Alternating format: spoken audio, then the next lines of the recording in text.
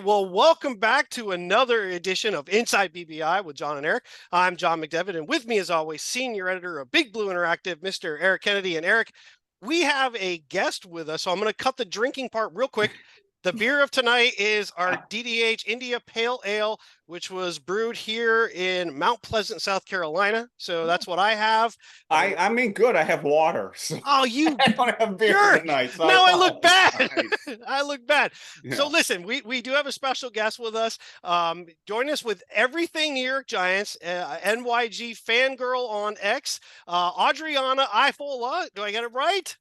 Yep. Boom. Yes. All right. 10 out of 10. Yeah. She only knows that it's 10 out of 10 now. It was probably 9 out of 10 a minute ago. So anyway, first off, thank you so much for taking the time to join us. We love talking to other Giant fans, other former players, things like that. You have a great podcast. We've watched a number of your episodes. So first, for those who don't know, how did you get started in this? What made you get started, and how did you get started? So my grandfather was a Giants season ticket holder. I grew up in North Jersey. My whole family are Giants fans. So I always joke that thank God he didn't buy Jets season tickets because it could have been worse.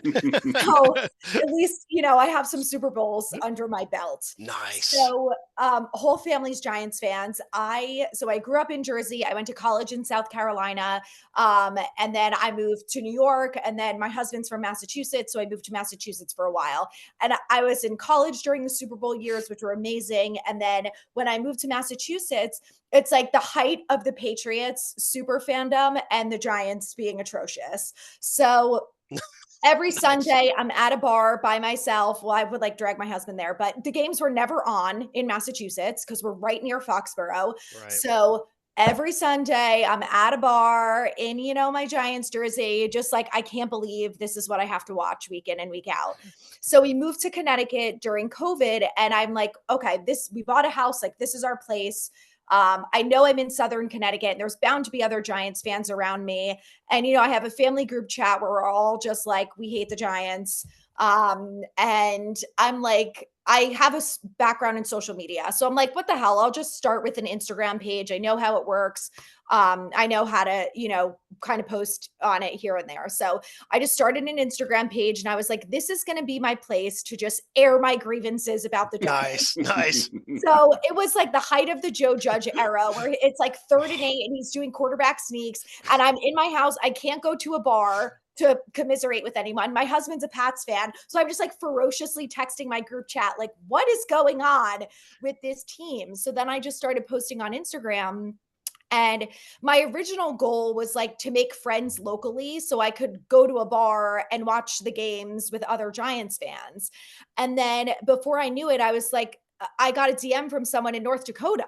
And I'm like, first of all, how are you a Giants fan? Second of all, how on earth did you find my page? Right. So it started kind of growing like that. And then, one of my other big gripes is I've never loved Twitter, but I don't like that I have to follow 17 different beat writers and all of the different NFL reporters to get any type of insight. You hear something from one guy, then this guy says something else, then this one's got an injury update. And I'm like, can I just get all my news from one person? And I really felt like there's never been just one person because everyone has different contacts, whatever.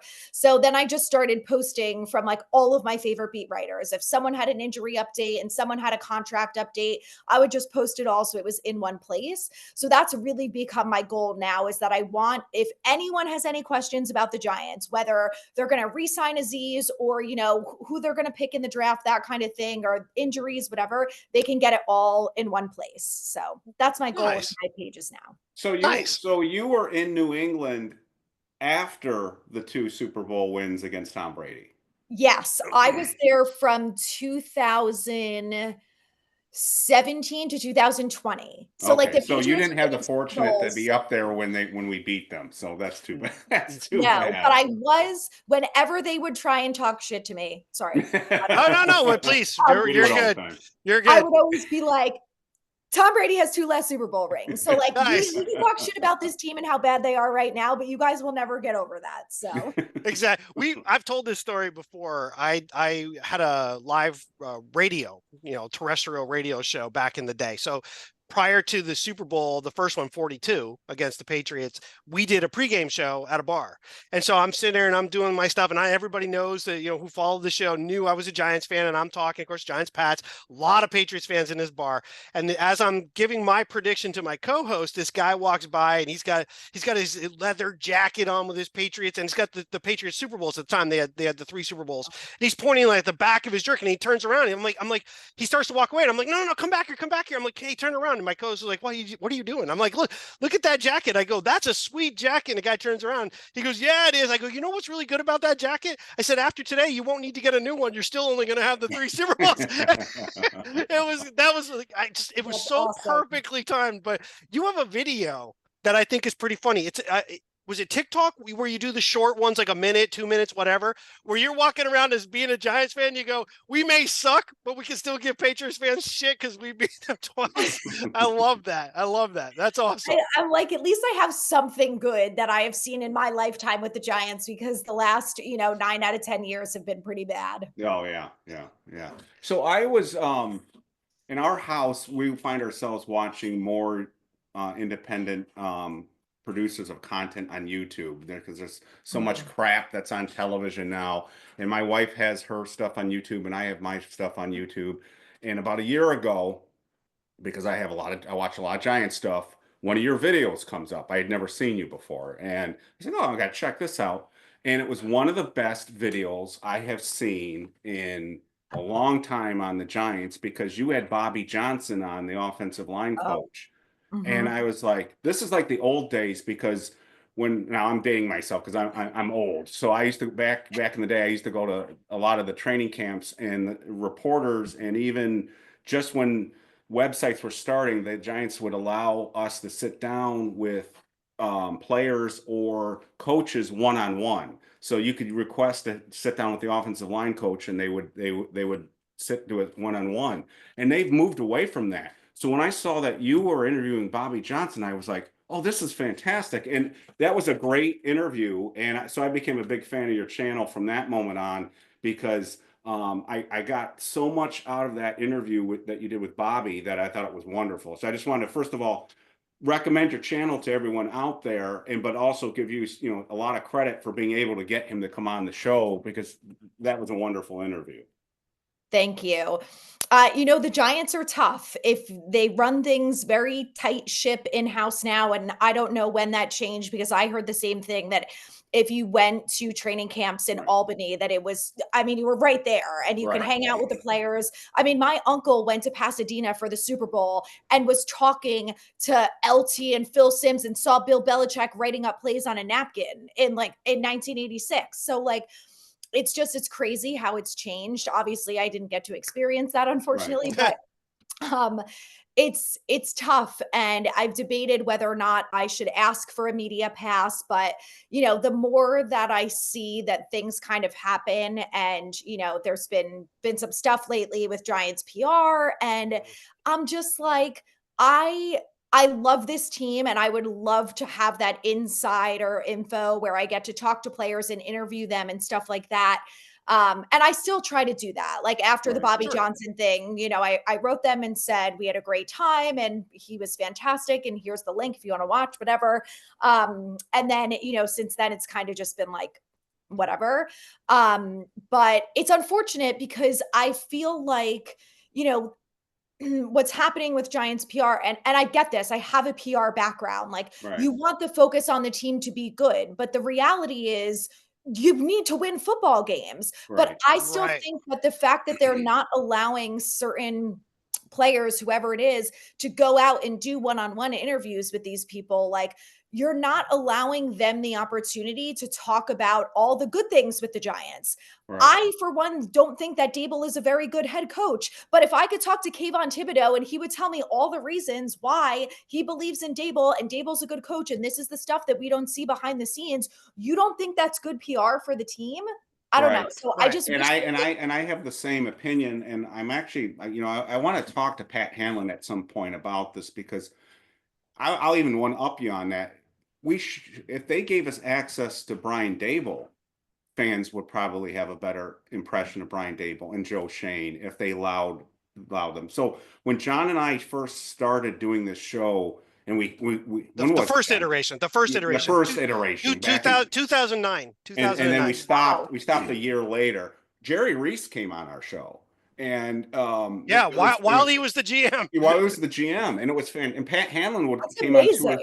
two or three times, and they set us up with players too. They set us up with players. We had a number of active players that came on. Yeah, we had no audience, but we had current players, including frontline starters, and it was fantastic. And so I agree with you completely. I think the Giants should start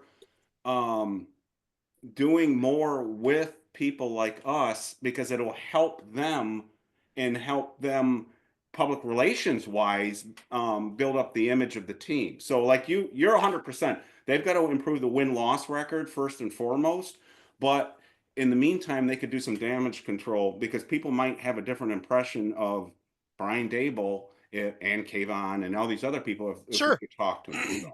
So I agree completely. Yeah. Yeah, I think. Yeah, I think, quite honestly, if you think you're controlling the narrative, right, because of, we're bad elsewhere, so we want to control the narrative. We don't want it to get worse. It actually is worse by doing that than it would be if you allowed some other stuff. You might build a little bit more tug at the heartstrings, more connection, even though you're the lovable losers, but at least we would feel like you really do embrace the fans. You understand, you say because all we hear now is you say you understand, but you do make a shit ton of money regardless of whether they win or lose, and we keep going, but you just keep, it just seems to get worse. I do agree that I feel like they should embrace that.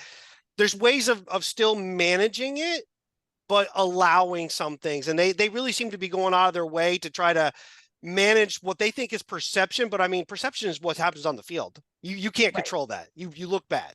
Right. And you can't if you hide, and it doesn't work. Well, and my problem, like with the Pat Hanlon stuff, is what do you expect us as fans? Like, first and foremost, us, like everyone who has a podcast, we are fans first. That's why we do this. Right.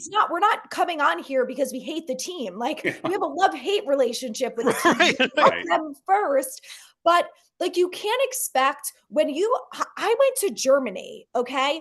And I walk out of that football game. Oh God. You cannot expect me to sit on my podcast and say, I'm feeling optimistic about this team. It's just the Panthers. It's fine. I know we lost another one, but there's still X amount of weeks left. And I have hope that we're going to turn it around. Like, nobody's going to believe the words that are coming out of my mouth. Right. Like, it's just absurd. Like, you have to allow people to have their own opinions. And when your team is 3-14, the opinion's not going to be very good. So you can't try to force feed people narratives that are not true. Like, the team is in a good place. The owner of the team came out and said that the roster is worse now than it was 3 years ago. And you expect me as a fan to say, well, I got all the faith in these guys. John Mara clearly doesn't, but I should. You got to trust the process. You got to trust the process. I don't know what it means. I don't know what process we're talking about, but apparently we got to trust it. Well, I think the podcasters that are on YouTube are gaining steam because we're authentic. So we are fans. We want the team to win. We love the Giants. This hurts us. And so other people know that. They sense that. And that's why they tune in, because they don't want to tune in, like you said, and have some Pollyannish, everything is going to be great and all that. So that being said, I've seen in a number of your recent podcasts, I kind of know what you're going to say, but a lot of our viewers don't. We'd love to have your big 10,000 view take, 30,000 view take on this season, on what your expectations were going into the season. John and I people know what our views were and how they evolved. We were a little off the track on that one. Yeah, but we would love to hear what your opinion is on everything that went down. You could pick anything from the coach to the general manager to Daniel Jones to the team as a whole, but we'd love to hear your take on everything. So I was very optimistic on this season. And my reasoning was that they finally had made some good upgrades on the offensive line. Yep. Daniel Jones was healthy. And regardless of what people thought about Jones that point, we had seen him play some good football at parts. Not consistently, but my feeling was okay, in 2022, he had one of his better seasons as the Giants. This year, he's healthy. He's going to have a better offensive line. He's going to have Malik Neighbors, something that he's never had in his career with the Giants. And yeah, he won't have Saquon, but he's still going to have Devin Singletary, who's an experienced running back. And, there's no reason why this offense shouldn't put up touchdowns. Like there's no reason. Right. So I mean, my biggest concern was Shane Bowen because I really liked Wink's scheme. My biggest complaint with Graham and Betcher was that the defense is awful and it's boring to watch. And I'm under the premise, especially at this point, that like, give me some exciting football. Like if I have to watch this team lose week in and week out, can you at least score one touchdown at home? Can we get a sack? Like I would rather watch the defense blitz 100 times and miss on 90% of them than watch them never blitz and not be able to stop the run and not be able to get an interception and not be able to literally do anything.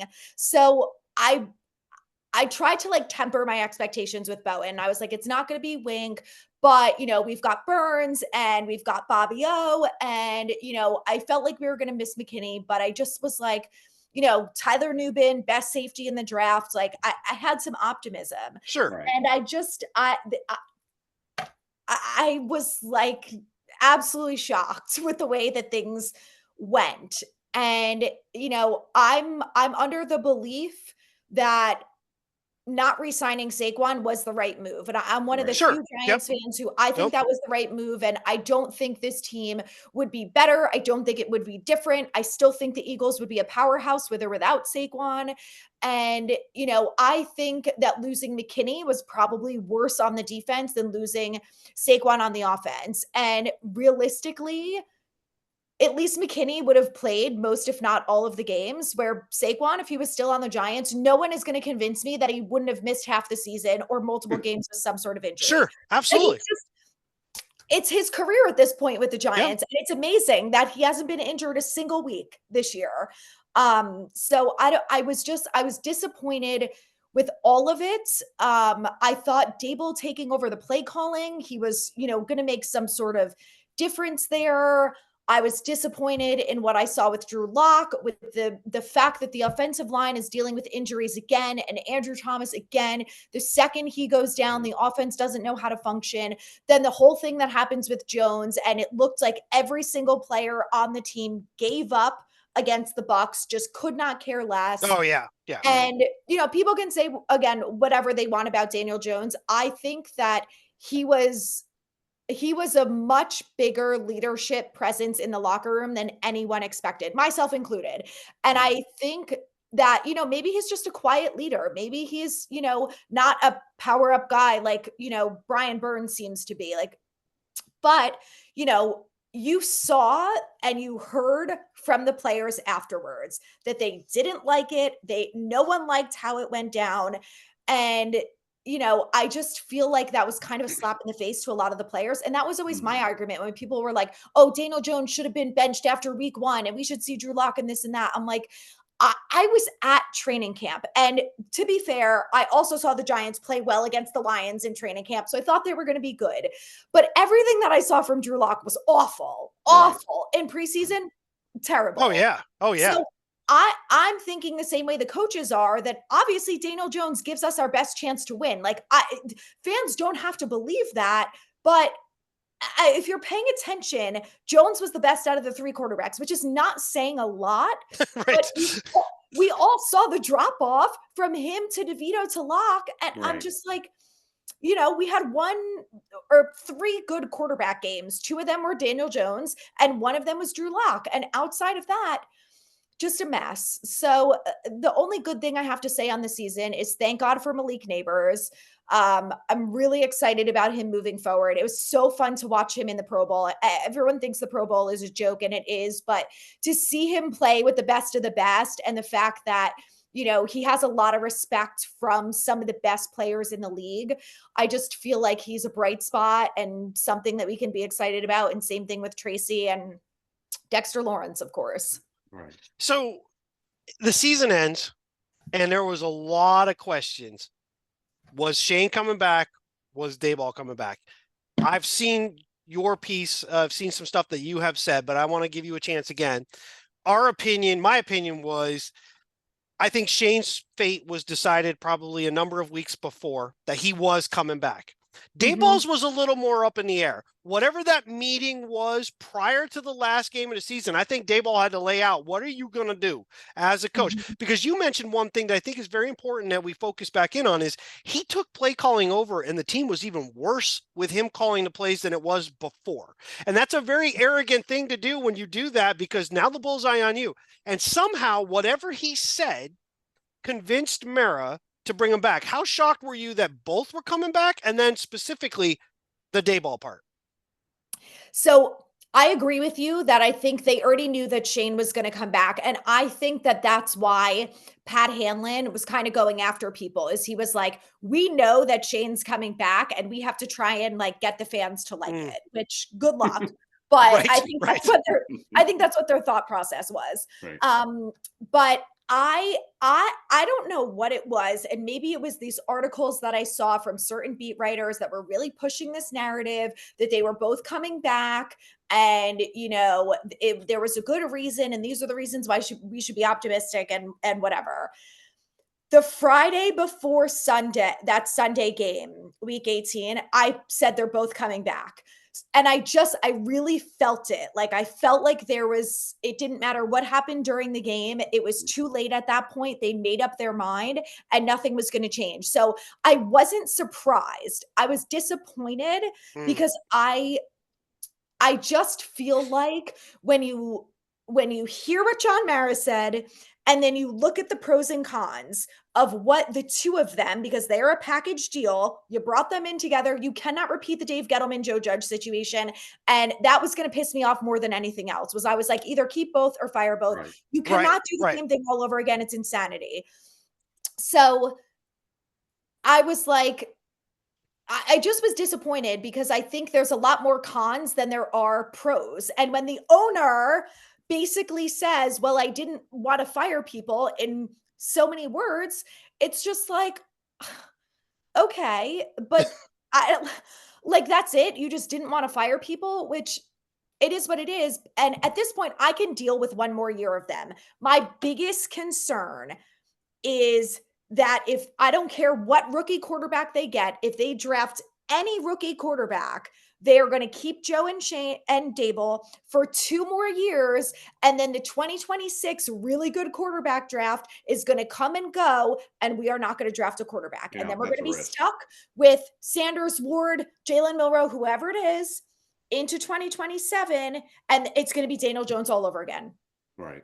That's a risk. That's a real risk. And I think what happened in the finale seems to support your argument. So they played a lot of backups against the Eagles in that last game, and obviously they weren't doing that against the Colts. So what you just said, it seems to, and I think a lot of people, there was funny watching the fan base.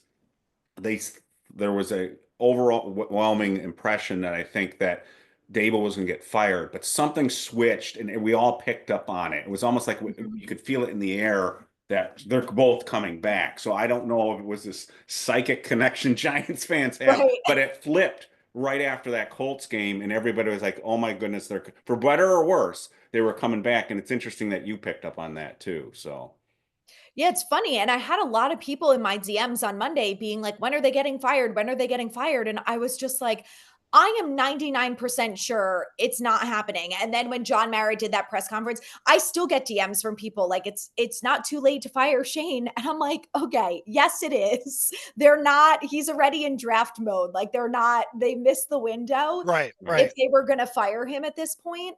But yeah, it's really disappointing. And it's funny because I was at the Senior Bowl and I met Joe Shane, and I'm like, this guy, he kind of like I mean, I hope I'm wrong on this, but I kind of feel like he like looked at me for a second and recognized me. And I was like, oh my God, he's probably heard every shit word that I have said about him. And I feel bad. He's a very nice guy. And, I was like, trying to have a conversation with him, and you could tell he's very like, oh, this girl's like, got her podcast. I have to be careful what I say, blah, blah, blah.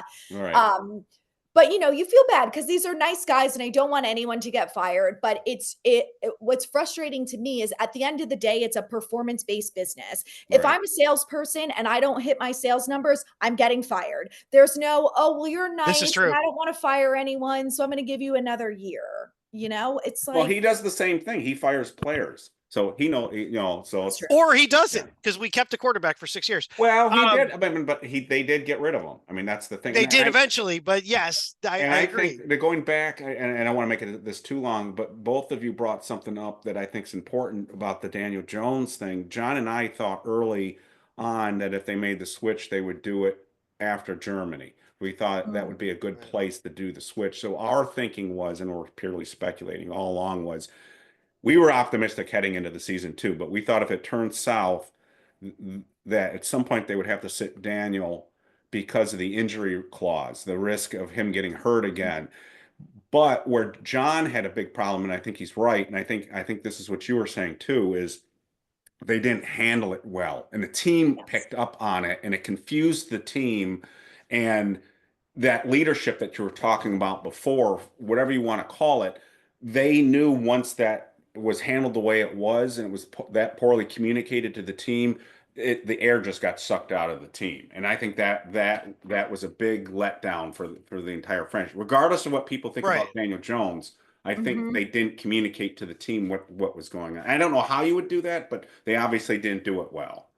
Well, and the players are not stupid. They all knew about the injury clause. So Sure, they sure. knew, yes, DJ has had his ups and downs and he didn't look great at all during the Panthers game, but they see what they see at practice day in and day out. Right. And according to Daboll, all is good, which is the biggest Yeah. bullshit lie I've ever heard in my life.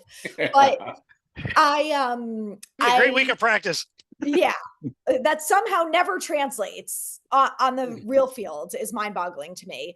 But they knew that's exactly why. It had nothing to do with the playing on the field. The Giants could say whatever they want to the players. We think it's time to make the switch to DeVito of all people instead of Locke. Like there just was you were never going to try and convince the players who were in that building day in and day out that it wasn't injury clause related. And I think that was their way of being like, oh, well, we're going to show them like we are the ones who put our bodies on the line week in and week out. And we're trying every week to play football and to win games. And you just are sitting our best quarterback in the locker room because you don't want to have to deal with an injury clause. Right. Everything about this season went contrary to what those who have control over it thought or wanted it to be. Hard Knocks was the first part, which again, it's a reality show. There's a lot that's very staged. I mean, we talk about this constantly. I don't know how much you talked about this. I didn't see all the videos back to then, but this part, I'll use my phone. If I came running in right now and I start showing you stats of Shane Bowen stuff and you're the general manager, haven't you already looked at all that shit already? You already know this Well, that was staged. That was all for the cameras. Yeah, that was such a joke. But the thing that really resonates, right, is John Mara, and he did something, and I've made this statement for a long time. I cannot prove it. But all along, I believe that the Daniel Jones contract was 100% orchestrated because Mara did not want Barkley to leave. And the only way you can do that is you have to use the franchise tag on Barkley because he was not taking the deal they were offering. So Jones became the only option. And notice how Joe Shane constantly now refers to it as a 2-year contract. He keeps saying it was a 2-year contract. That is not what they said when they signed him. Everybody knew based on the numbers that there was a 2-year out. But now he says it was a 2-year deal to prove it. That to me says John Mara pushed that initiative to make sure Barkley wasn't leaving. You can hide money in a quarterback contract because quarterback contracts are so crazy numbers, it doesn't matter. And Jones was more likely to accept those big numbers because he's never going to get those anywhere else. And he did, and it sucked, and it backfired.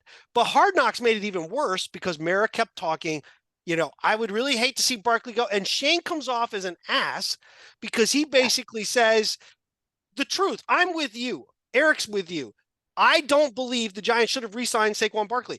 If you look at his seasons with the Giants, by week 5 in every year, he was injured. Whether it was an ankle or he tore his knee up, he was injured. He missed multiple weeks, and it affected him going forward. How many games did we win with Saquon Barkley here? If he was still here, how many games would we have won this past year? The problem has always been who was behind center, and and it continues to be. So that everything that happened looked bad. Now, I watched your video after the Vikings game. You were about as true and as raw as it gets. I remember Eric and you recently had Dave Syvertson on from Our Lads Guide. We've had Dave on, and we had him on after the Giants played the Texans in the preseason game. Where freaking Jones on his first or second pass throws a pick 6 in preseason. You're like, oh dear God, where is this going? Yep. And your video after the Vikings game literally was like you were speaking for week 17 or game 17, week 18 of the NFL season, basically right there. You were just like, oh my God, I can't do anything. The fans started booing on Jones's first pass, which goes into the ground 2.5 yards behind the line of scrimmage.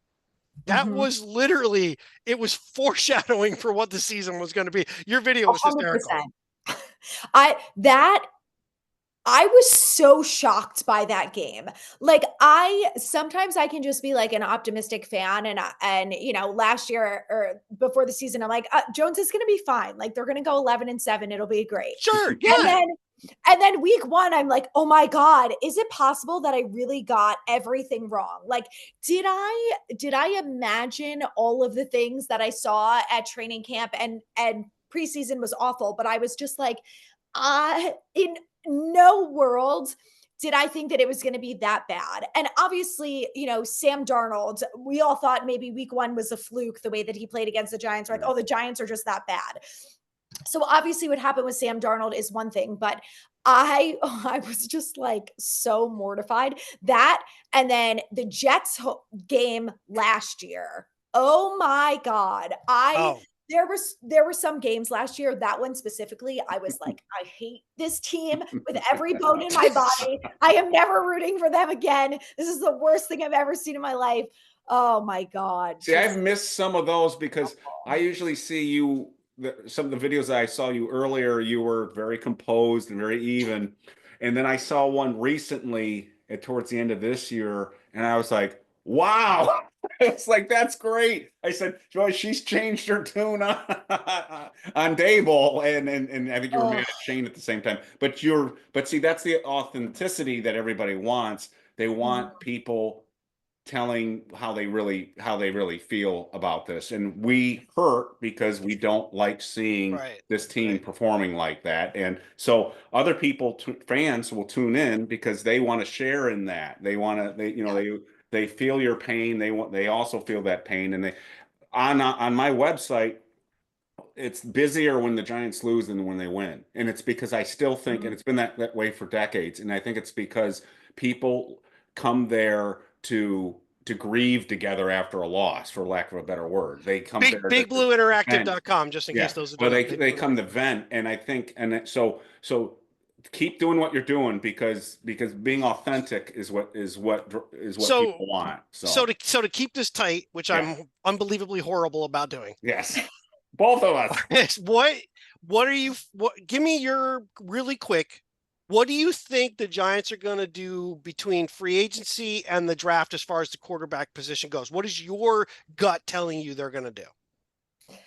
They're going to bring in a free agent. And I think these are my top 3 picks that I really hope they bring in. Either Jameis Winston, Russ Wilson, or Justin Fields. And last year, I was not big on Russ Wilson because of the year that he had with the Broncos and everything that happened. And I was just like, I don't really want Russ. I don't know, not on board. This year, I feel differently. Yes, he had a good season last year. I think Mike Tomlin is one of the best coaches. I think that we finally got to see Russ a little bit back to himself. And honestly, I just feel like any one of those quarterbacks is light years better than our entire quarterback room last year. So those would be my choices. I think there is a 0% chance that Sam Darnold is coming anywhere back here. And I think that anyone who Right. suggests that needs a lobotomy. And I'm like, I'm sorry. Nice. I love No, Victor all Cruz, for it. but Victor Cruz saying that we should sign Sam Darnold and wait for Arch Manning made me want to hang myself. Like, I'm like, Victor, you're not helping out this fan base. Like, you're just making it so much worse. Like, there's a 0% chance Arch is coming out next year, and there's a 0% chance that Sam Darnold is coming anywhere near the state of New York or New Jersey ever again, unless it's for an away game. Right. Right. And I honestly, my biggest thing with Darnold is like, he is in the locker room with Daniel Jones every day. Do you think that Daniel Jones has one good word to say about Brian Daboll? Because I don't. There's a 0% chance that he's talking nicely about Daboll. We know that there were issues there. It's obvious. We saw it. And I just think that honestly, if Darnold came here, I think Daboll would ruin him again. Like, That's a really good point that I didn't think about Daniel Jones being in the Vikings quarterback room right now. You're exactly right. Well, as soon as they signed him, they tanked. So there you go. Well, I'm just saying, but it's a really good point because players will ask, and that's actually so you don't think, it sounds like I'm reading between the lines. I don't want to put words in your mouth. You think you're talking about free agent quarterback and not the draft as well, or are you seeing both? So in other words, what if one of those two quarterbacks are at number 3? Are you personally taking one of those quarterbacks, or are you looking at them and you're like, nah, I don't like them and I'm waiting? Is it? So I'm doing both. I'm getting quarterback in free agency and quarterback in the draft. Right. My argument for people who are like, well, they're only going to get one in free agency. I'm like, they're not going into the season with Drew Lock as the number 2. Like, I know everyone is down on Joe Schoen, and I am also down on Joe Schoen and some of the decisions that he made. But I honestly do not think that he is that insane that he is going to make the same mistake again with this quarterback room. Like, I can't. He has gotten peer pressured and shamed so much that I'm like, you cannot do it. There's no way. So I like Sam Ward. If he's there at 3, I'm getting him. If both quarterbacks are gone at 3, I'm going Abdul Carter and I'm getting a quarterback later. Right. But I think regardless, you get a quarterback in this draft. My preferences are Ward and Dart. I think if you can't get Ward, then maybe you get Dart at 34. If you have to trade down to 32 for him, then so be it. My biggest thing is I'm just worried that we're not going to be able to get a quarterback next year.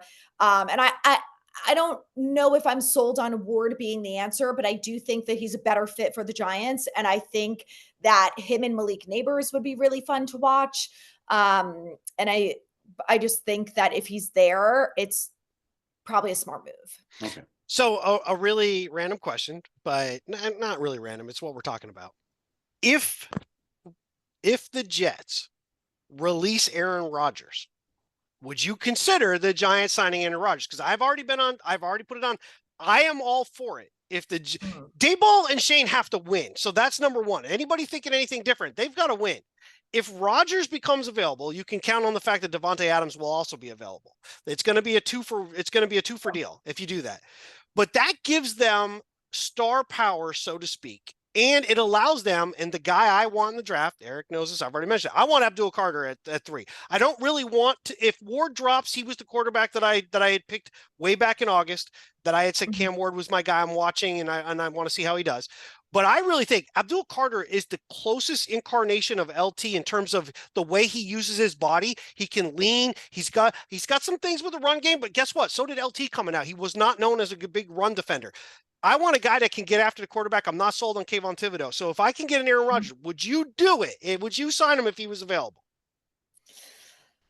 Oh, I kind of hate Aaron Rodgers. So I think he's going to be one of the more talented quarterbacks available in free agency. So from a strictly talent perspective, I like it. My problem is he is a psychopath. And I think There's that. Like, I just think that he would be a locker room cancer. And I think for someone like Malik Neighbors and Tyrone Tracy and cave on some of these guys who are young and are still like trying to figure out the NFL and have gone through a lot of adversity being on the Giants. I just think someone like Aaron Rodgers is not going to help them. And I think that, Russ Wilson is probably a little too old and acts a little bit older to relate to those young guys. But I think from a respect standpoint, it's easier to respect someone like Russ Wilson, who is, it's like maybe a little corny, whatever, than it is someone like Aaron Rodgers, who seems like he just went off this deep end and is like nowhere near the quarterback that he used to be when he was winning MVPs. But then the other part of me is like, I wouldn't actually do this, but I do think the only thing that would sell me on this is if it was a 1-year deal and then it was a package deal that no matter what happens in 2025, Shane, Daboll, and Rodgers are all gone. And then we have new blood. We can get a new GM. We can get a new quarterback in 2026. And then 2026 is when we start fresh. Well, that might happen whether we have Aaron Rodgers or not. There is that. So I know we've taken up a lot of the time. So I want to keep it tight. Audriana, tell everybody all the different places they can find you, and I'm going to include it in the description and everything, but let everybody know all the different places they can find you. Okay, so I actually just went through a rebrand because the Giants have been so miserable to watch that I'm now covering the Giants, Yankees, and the Mets. And my reasoning for anyone who's like, well, why don't you cover the Jets too? Number one, I hate the Jets. Number two, Nice. the fans are insufferable. And number three, my reasoning for covering baseball now is I'm a Yankees fan, was growing up a Yankees fan, the whole thing. But I started posting about the Yankees during the season, and I would always get DMs from people being like, let's go Mets. Like, why don't you talk about the Mets? And I'm like, because I'm a Yankee fan. Like, why would I talk about the Mets? And then I was just like, well, everyone who's a Giants fan either roots for the Yankees or Mets. So that way I can make every Giants fan happy by talking about both teams. And as a Red Sox fan, I'm finding this very hard to listen to, but that's okay. Oh, no. That's okay. I am from the Northeast. I grew up in Vermont. So I lived in Vermont. So I've always been. Her husband's a Patriots fan. He's a Patriots fan. Yeah. I've always been a Giants fan from day one. But I am a Red Sox fan. But it doesn't matter. They suck. So I have the trifecta of sports teams that just suck right now. So I'm not even going to tell the other one. But anyway, yes. So I do think the Red Sox might be a little bit better this year, which I hope I'm wrong about. But anyway, so I now all of my pages and the podcast and everything are called Empire State Sports Report. I am getting a new flag that's coming at some point. Nice. So I'm on YouTube, TikTok, Twitter is still NYG Fangirl because Empire State Sports is too long. And then Instagram is Empire State Sports Report. And that's where I'm on Instagram. I'm the most active on stories. So I always, when there's any new information, it's always there. And if you're on TikTok is where there is the most unhinged and funny content. Like today, I got annoyed because some guy posted on my video that I obviously have no idea what I'm talking about because I'm a woman, and I just went off. Wow. It's like it's 2025. We're still doing this. Yeah, that's very 90s, 1890s thinking, but still, you know. He just got done watching Little House on the Prairie. Give him a break. He's just getting. It was black and white too, so he's getting caught up. But anyway, well, first off, thank you so much for coming on. We'd love to catch up with you again down the road. It's a lot of fun getting to know, and we just commiserate. I mean, it has been a rough. It's been a rough decade. Yeah. It's been really tough since there. So, but your stuff is great. We've watched a lot of it. I encourage folks, if you have not, please do check her out. And we'll certainly catch up with you again. And I'll take a quick break, and then we'll come back and finish everything off. So you're listening to Inside BBI. We'll be right back. All right. Well, welcome back. What a great episode that was. I loved Audriana's joining us, her thoughts on things, how she got started. She brings a lot of energy, Eric, and just a little different. We had the feminine touch to our show. Yeah. It was exactly what I said earlier. Giants fans, any fan likes people who are authentic, and she's authentic, and she's an authentic fan. She bleeds Giants blue. And the only thing I was a little sad to hear, but she's probably smart, is she's branching out into baseball because the Giants are so bad right now. she probably wouldn't be doing that if the Giants were winning. So hello, Giants, please start winning. Yeah. Yeah. So Yeah. again, people who haven't checked her out, check out her channel. She brings passion to it. So it was great, and I hope we continue to reach out to other podcasters and do this and build networks, and maybe we can, as a collective force for good, encourage the Giants to have more access to their personnel, be it front Yeah. office or players or whatever. So I think it would help the Giants. I'm surprised they haven't taken advantage of this. Maybe they're afraid of losing control over things, that we'd go off on the deep end or something like that. But I think if they watch any of the people that are covering the Giants right now, they can pretty much tell who's going to, play nice. Sure. I think they know you and I wouldn't try to intentionally embarrass anyone to their face. And it would give them a good platform to defend themselves. And not if they go on, if it's a Bob Papa thing, Carl Banks thing, Paul Datino thing, they think they're hearing from state-run media. So, but if they're talking to the podcasters, they know they're going to get an honest interview, and I think that would help them to be. That's me, but I think it would. I agree. So come in. Yes. I don't know if you're going to see this. Okay. I don't know if you're going to see this, but John Mara, give us 15 minutes to just talk to you. We won't post anything that you don't want us to post. We won't ask you anything that if you say I'm not going to answer it, I'm not going to put it on there. But give us 15 minutes. As fans of this team, I am old enough to say that I have given more than half a century of my life to being a Giants fan. All I want is 15 minutes for two very knowledgeable people who are professional people who just want to ask questions about, you're the owner of the team. We want to ask questions like, for real, none of the media bullshit that you would normally deal with, none of the canned stuff. I just want to talk to you as a person. How do you feel about things have gone? Where do you think maybe you went wrong? What is it that you plan to do? Because maybe fans want to hear that. If you just tell us to trust processes that we can't see results, I'm going to tell you, if I worked for you and I told you to just trust the fact that we lost a whole bunch of money, but I am really got this under control, that you're not keeping me as an employee. So why am I staying as a fan? Give me 15 minutes of your time. We will talk to you in a most respectful way. The way we did with Jerry Reese in 2009, 2010, when you guys allowed him to come on the show. Let's do it one more time. Let's do it again. We will comply. We will not be nasty. We will not be sneaky. We will not snarky. We just want to talk to you legit as fans. Wow, I didn't see that coming. Oh, that was impressive. Yeah, well, again, when we have a track record, we've interviewed Phil Simms, we've interviewed Leonard Marshall, Mark Collins, Amani Toomer, Harry Carson. Pat Hanlon's been on our show multiple times. Bob Papa's been on the show multiple times. Yeah. We talked to you mentioned probably Phil Simms already. We had Dave Tollefson on a number of times back when he was still on the team. We had Kevin Boss Steve Smith was on the team. Terrell Thomas before his knees were destroyed. Toomer.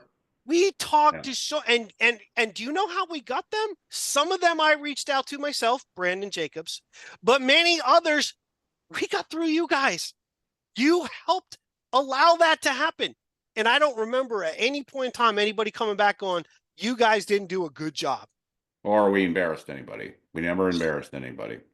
So and I don't think they will run into that. And even if they think we're too small fry, I think we will continue to grow as we, gain traction. But there are a lot of other podcasters, the same thing. I think the Giants, again, if you're making a mistake by not using podcasters, the independent content creators that are out there are the wave of the future. It's not the people you think it is. And I guarantee you, I promise it.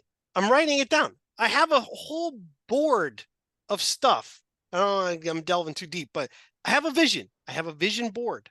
And on that board is a couple of years from now about how big we will be. This is fun but it's not just fun. There's a passion here that both Eric and I have discussed that we turned away from too soon years ago, and fate has opened the door to do it again. And we're not going to let that one go this time. So embrace it, whether it is us, whether it is somebody else, but it needs to be us. Take advantage of it, because you are losing people. Your media folks aren't going to get you what you think they're going to get you. And it's not that I think they're bad at their jobs. It's the fact that it is their job. What they do, everybody knows it comes from you. You need to step outside of that and embrace something that you can't control.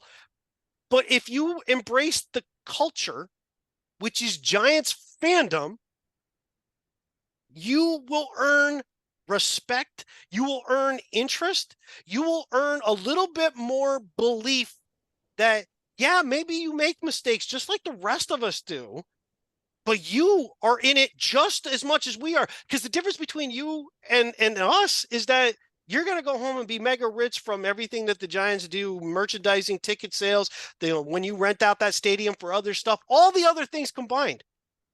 We're rich inside of our history and love of the New York Giants, and it is being eaten away. My bank account of Giants fandom is getting very low. Okay.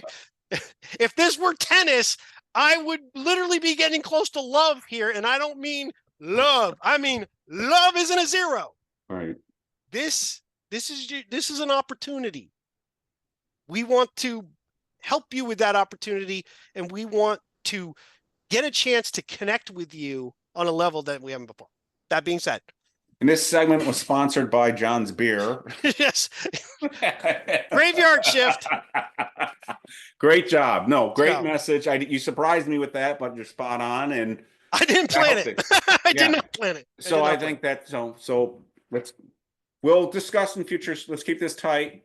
Yes. Really good show. I'm thrilled we had her on and get her views, and hopefully we'll do more of this too. So big thank you to Audriana Iafolla, NYG Fangirl on X, and I'll post all the other stuff where you can find her. I believe now it's a Empire State Sports Report. She covers other things, but Eric, great show. We kept it tight. We kept it tight for us. So we're going to end it here. Please like, subscribe, all that good stuff.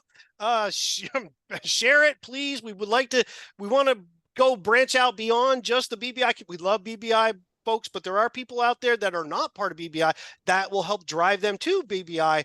BigBlueInteractive.com, by the way. So thanks again. We'll catch you on the flip side.